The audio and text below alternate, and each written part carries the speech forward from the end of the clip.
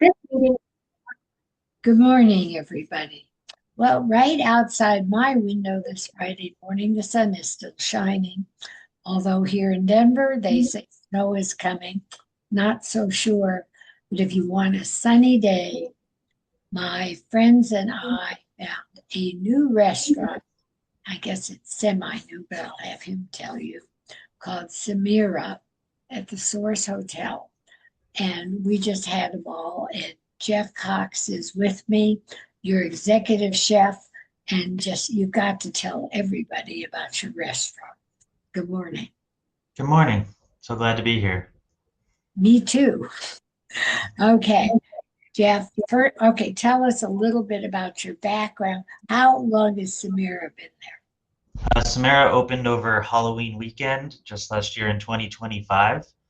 Um, the Source Hotel has been around for about 10 years, and the space was formerly the Woods, and it was a nice restaurant in collaboration with New Belgium Brewing and burgers and beers and steaks and things of that nature.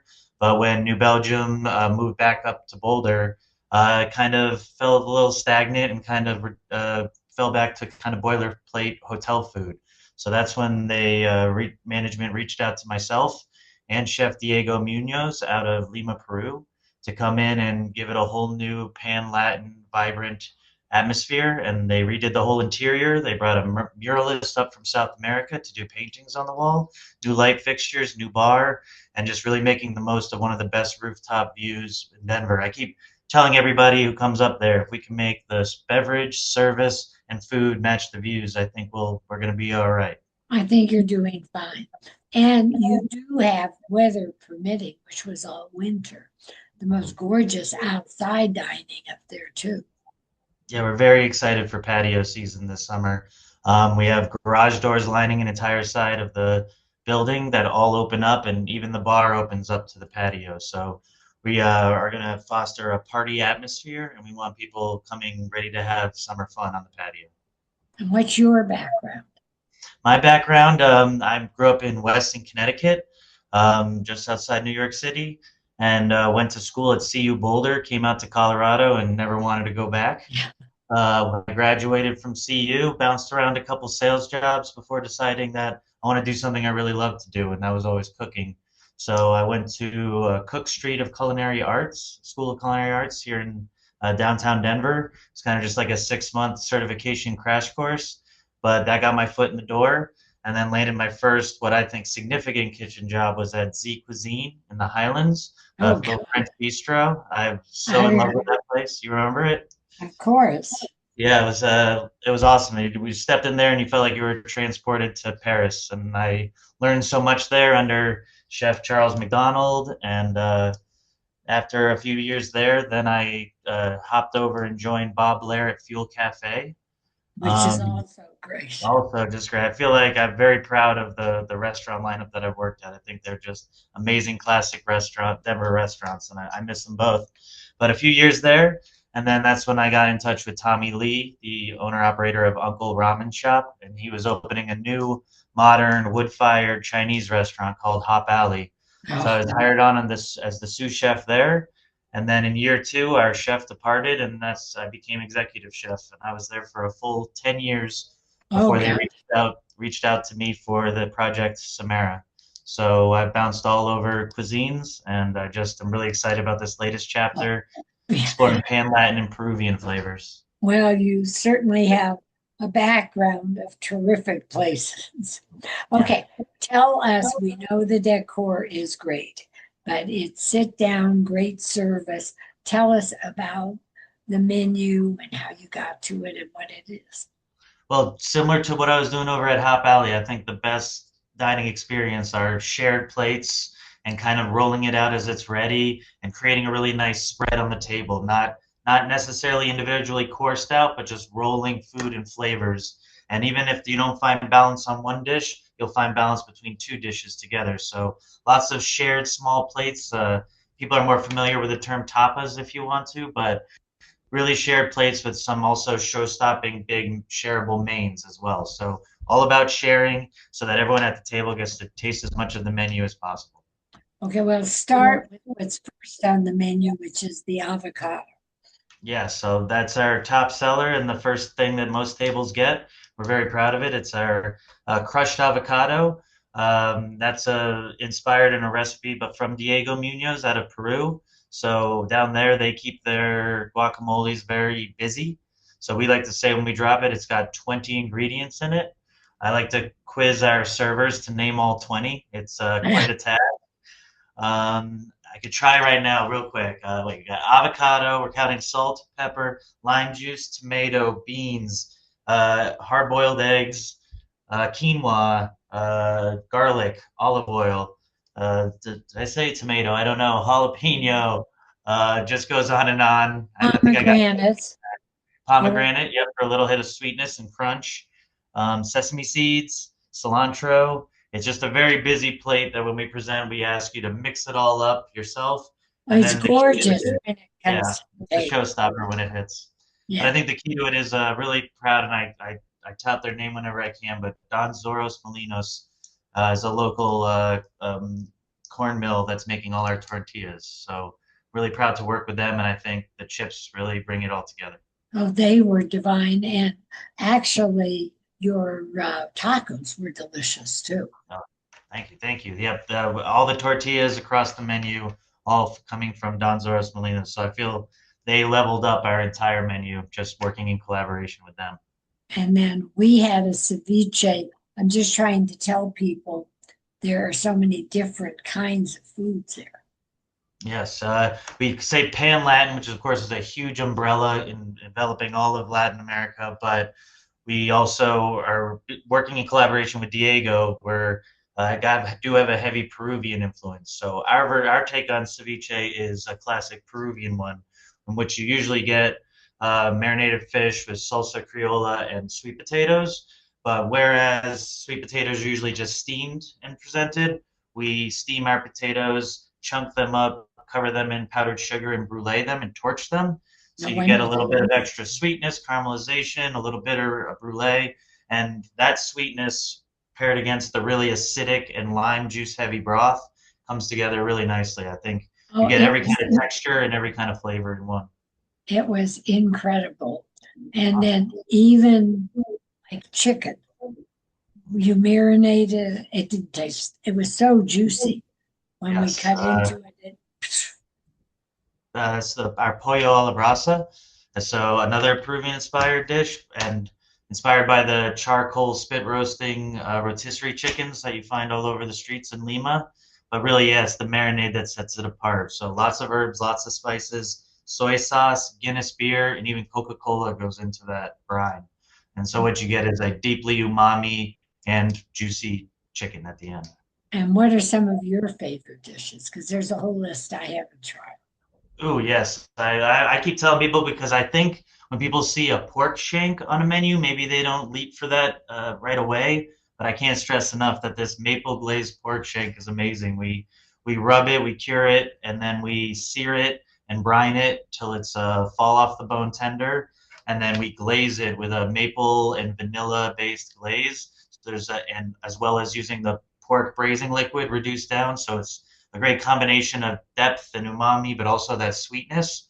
And it's just a giant glazed pork shank served with some cumin flavored carrots and labno, which is like a yogurt cheese. So all these things together, maybe it doesn't jump off the menu, but every time we sell one and we walk it past tables, people say, "What's that? I need that." So Well, I encourage people to give the pork shank a try. we were too full. Yeah. And then you have the little Peruvian sauce that you do with some of the dishes.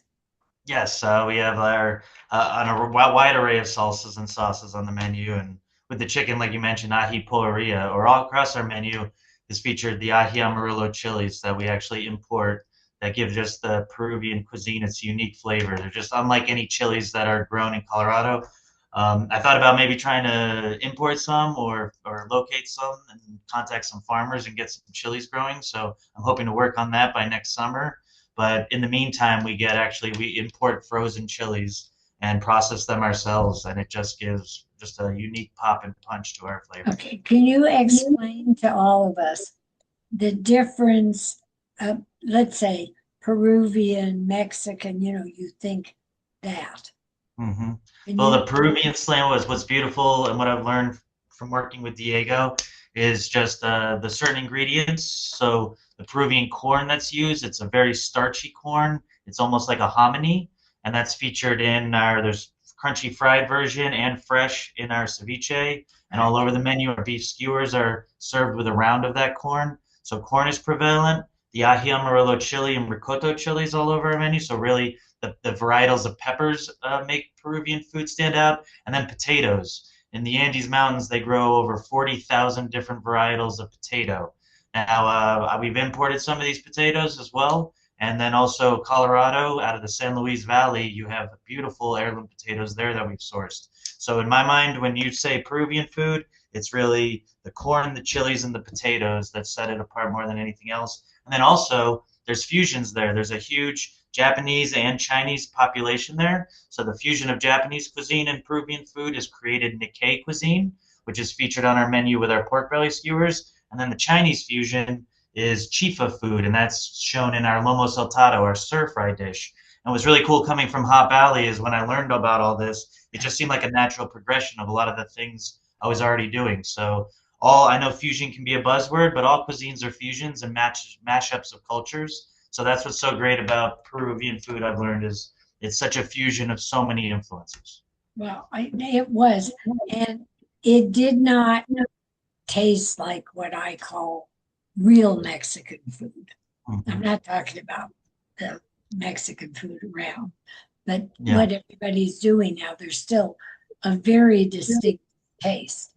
And it Mm-hmm. shows because I am not an authority on Peruvian food.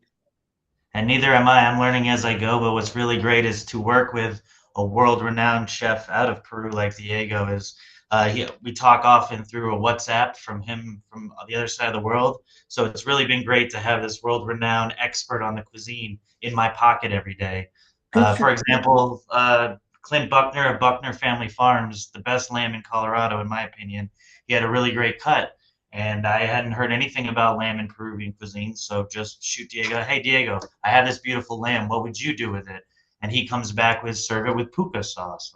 What is puka sauce? Well, yeah. it's a Peruvian sauce of beets and garlic. It's almost Ooh, equal parts beet and garlic. So it's really bright and vibrant purple, but tastes more like garlic than I would say than the beets. And it goes so well with the lamb. So that's just an example of how I am no authority on Peruvian food, but every day I'm learning and every day excites me to come to work and dive into this cuisine a little further. good for you. Well, Bill St. John, who was with me, said Mhm. Lima had the best food he's ever had around the world.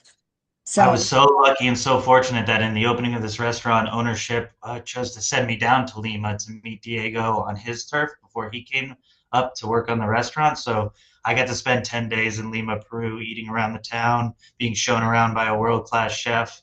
And yeah, my mind was blown. And right now, the world's 50 best restaurants list, there's more restaurants from Peru than any other country. yeah, So that's what he was the saying. cuisine is that's exploding, it's popular, and there are some great spots in Denver, but I would like to see more of Well, they can all come to Cimera. And you do it. lunch and dinner. Yes, we are open 7 days a week. We open for lunch at 11 a.m. And then Sunday through Wednesday, where we close at 10, and then through the Thursday through the weekend, we close at 11. And we also They feature on the weekend mornings, our lunch menu becomes a brunch menu, which is really great. they do eggs in Peru. Oh yes, yes, absolutely. And we kind of pull from all cultures. We have some chilaquiles, so like Mexican breakfast nachos. But then from Peru, we have something called a taku taku.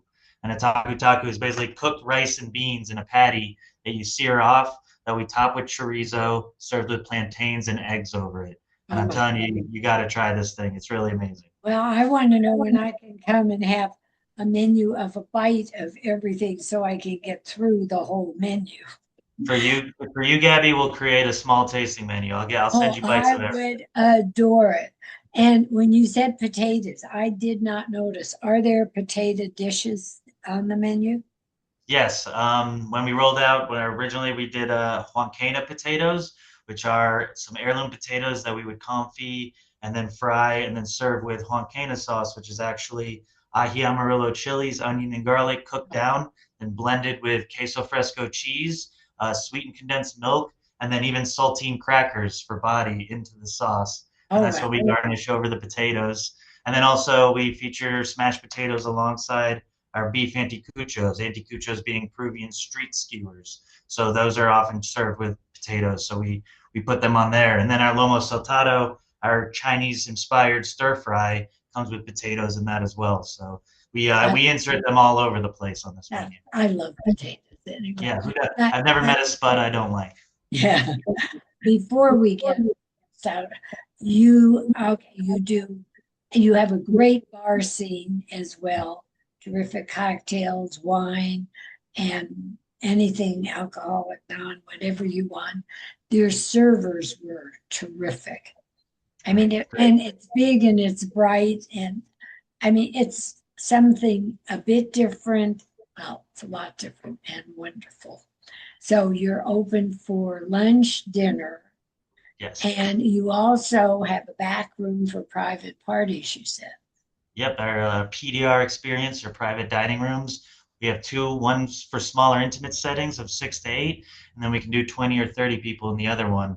And it's really, really affordable, low rates to rent out the room, and we can do whatever you want. You have your own balcony back there with an open and closable door. So any kind of guest experience they want to do, I think it'd be great for rehearsal dinners and cocktail hour. And well, basically, if someone wants to rent out the room, we'll throw a party back there and do whatever they'd like to do. Let's have a party. Yeah. Okay. So you were at this, give the address, phone number, you take reservations. Yes, we do take reservations. Find us on Open Table is the best way to go. Um, and then we are at 3330 Brighton Boulevard, but we are the top floor of the Source Hotel. So I encourage anyone coming. Our parking garage is around back to pull in there to park. And we always have more than enough space in parking. I feel people think that down on Brighton Boulevard it can be hard to park, and it can be, but we have plenty of parking available. And then I'm going to pull out our phone number that I haven't memorized here is 720-409-1200. But again, Open Table is the place to go to get a table. Okay, and get a reservation and go. It's fabulous. And please like and subscribe to the Gabb, Gabb /Gabby Gourmet on YouTube. We're on Facebook and Instagram, and I'm choking. But Geoff, we were thrilled, blown away, and I can hardly wait to come back. Oh, So, we are so excited to see you there and can't wait to have you again. well, thank you. And it was wonderful. Have a great weekend You too, Gabby. Thank you. before I choke.